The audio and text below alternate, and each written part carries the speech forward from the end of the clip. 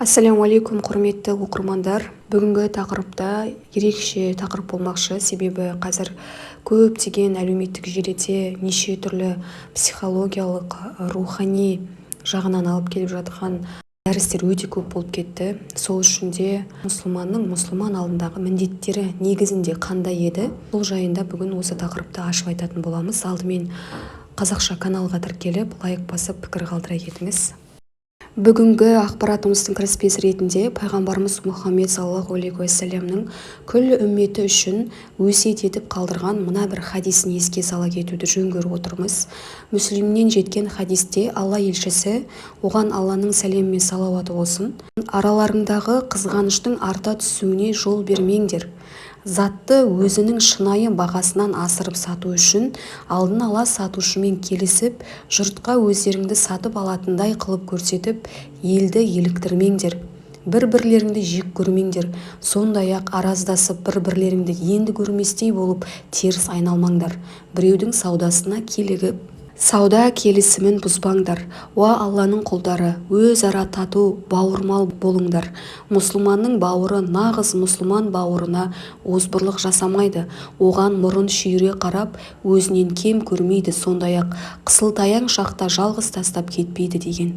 Соң кеудесін қолымен 3 рет нұсқап, міне тақуалық мына жерде. Мұсылман үшін мұсылман бауырын өзінен төмен санаудан асқан жамандық, жаман мінез жоқ. Мұсылманның қаны, дүние мүлкі және ар намысы өзге мұсылмандарға харам деп айтты. Ендеше осы хадисте меңзелген өсиеттерді тарқатып айтып көрейік. Хадис мәтіні араларыңдағы қызғаныштың арта түсуіне жол бермеңдер деп басталады. Қызғаншақтық бүгінгі қоғамдағы дерттің бірі. Біреу жақсы көлік мініп шықса, жақсы пәтер сатып алса немесе әдемі киім кисе, қызғанып қалатын кездеріміз болады. Өйткені іштарлық пен қызғаныш өз бауырларыңда да бар. Жақсылықтар мен нығметтерді, оның қол жеткізген жетістіктерін қабылдай алмаудан пайда болады екен. Басқалардың өзімізден төмен болуын қалауымыз жүректің үлкен дерттерінің бірі. Адамзат баласының осы өмірде 3 нәрседен құтылуы қиынға соғатын жағымсыз амалдары болады. Яғни бұл сипаттардан құтылу көп жағдайда қиындық туғызады.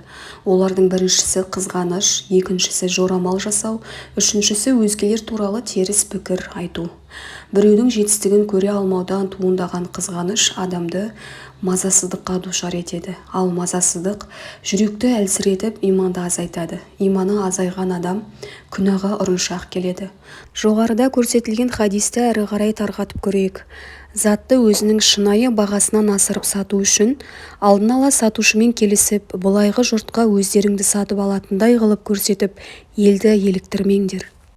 Ибн Омардан, оған Алла разы болсын, жеткен хадисте бір кісі Алла елшісіне, оған Алланың салауаты мен сәлемі болсын, келіп, саудада кейбір адамдарға алданып қалатынын айтып, мұңын шақты. Сонда Алла елшісі оған Алланың салауаты мен сәлемі болсын, оған кіммен саудалассаң алдап арбау болмасын деп ескерт деген кеңес береді.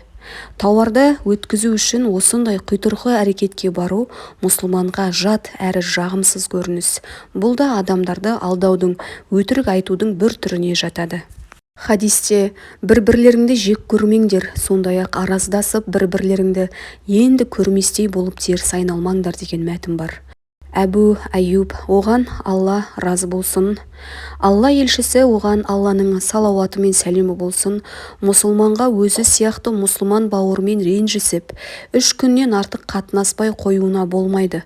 Екеуінің жолы түйісіп жолығыса қалса, бір-бірін көргісі келмей теріс айналады. Ал шынтуайтына келгенде, қайсысы бірінші болып сәлем берсе, сол қайырлы деп айтты деген. Бізді Алла тағала ең әуелі мұсылман етіп жаратып, парыз амалдарын орындауды нәсіп еткеннен кейін, мұсылман бауырларымызбен қарым-қатынасымызды үзуімізге әсте болмайды. Бүгінгі таңда мұсылмандар арасында мықты байланыс, өзара түсіністік ауадай қажет. Пайғамбарымыз Мұхаммед саллаллаху алейхи уассалам кімде-кім діндес бауырмен араздасып, 3 күннен артық уақыт қатынаспай кетсе, және сол күйі көз жұмса, тозаққа кіретінін айтқан. Алла тағала бізді ондай жағымсыз мінезден, әрекеттерден сақтасын. Хадис шарифте: сенімен араздасқан адамға барып онымен татулас, зұлымдық еткен адамды кешір, жамандық жасаған адамға жақсылық жаса деп бұйырылған. Хадистің келесі мәтінінде: о Алланың құлдары, өзара тату, бауырмал болыңдар. Мұсылманның бауыры, нағыз мұсылман бауырына озбырлық жасамайды делінген. Нұғман ибн Башир, Алла оған разы болсын, жеткізген хадисте: Алла елшісі оған Алланың салауаты мен сәлемі болсын, мүміндер бір-біріне сүйіспеншілік, мейірімділік және жанашырлық танытуда біртұтас дене тәрізді. Адамның бір жері ауырса, ұйқысы қашып, ыстығы көтеріліп, бүкіл денесі ауырған жерінің мұңына ортақтасады деп айтты делінген. Мұсылманның алдындағы міндеттері жайында пайғамбарымыз: Алланың оған игілігі мен сәлемі болсын, мұсылманның бауыры, нағыз мұсылман бауырына озбырлық жасамайды, оны сатпайды.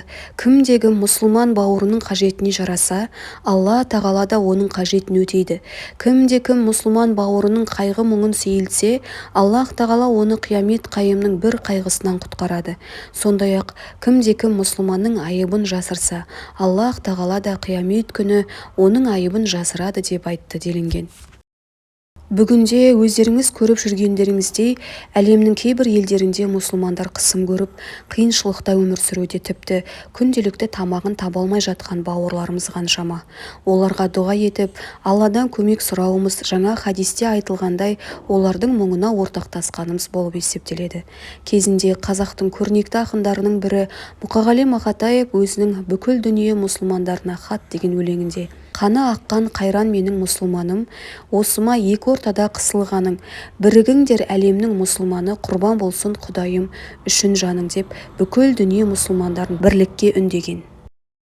Құрметті бауырлар, қорыта айтқанда мұсылманның мұсылман алдындағы негізгі міндеттеріне мыналар жатады: сәлем берсе жауап беру, ауырып қалса көңілін сұрау, қайтыс болса жаназасына қатысу, қиналса көмектесу, оның айыбын жасыру, сыртынан сөз етпеу, яғни ғайбаттамау, өзіне тілегенді бауырына да тілеу, оның жақсылықтарын қызғанбау, шақырса бару, ақыл кеңес сұраса қолдан келгенше ақыл кеңесіңді айту, тағы басқа. Осы амалдарды ықыласпен орындаған адам айналасындағы мұсылмандар алдындағы міндетін орындаған болып есептеледі. Қазіргі таңда мұсылмандарға қажетті амалдар бауырының айыбын жасыру, сауапты әрі игі істерде өзара жарысу, имандылыққа шақырып игі істерде өзара жәрдемдесу, аманатқа қиянат жасамау, мұсылманның құқығын құрметтеу, оларға жанашырлық танытып бауырмалдылықпен құшақ жаю, мұсылмандарға қол ұшын беру, әйелдермен жақсы қарым-қатынаста болу, ата-ананы құрметтеп туысқандық байланысты үзбеу, өзінен гөрі өзгенің қамын көбірек ойлап мұқтаж жандарға сүйеніш болу, өмірде қарапайым болу, тағы басқа. Алла тағала баршамызды мұсылманның мұсылман алдындағы міндетін өтеген, қақысын берген, аманатына қиянат жасамаған құлдардан еткей. Әмин.